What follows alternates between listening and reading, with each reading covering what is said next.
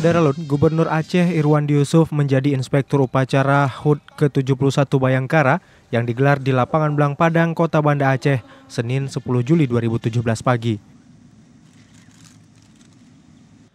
Hari ulang tahun ke-71 Bayangkara ini turut dimeriahkan atraksi 4 unit pesawat tempur jenis F-16 dari Skadron Udara 16 Lanut Rosmin Nurjadin, Pekanbaru, yang melakukan flypass untuk menghibur masyarakat yang hadir.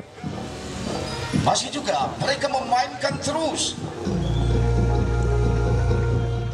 Pada acara tersebut juga dilakukan simulasi penanganan teroris hingga tarian kolosal yang diikuti oleh ratusan penari dari anggota Polda Aceh serta para seniman.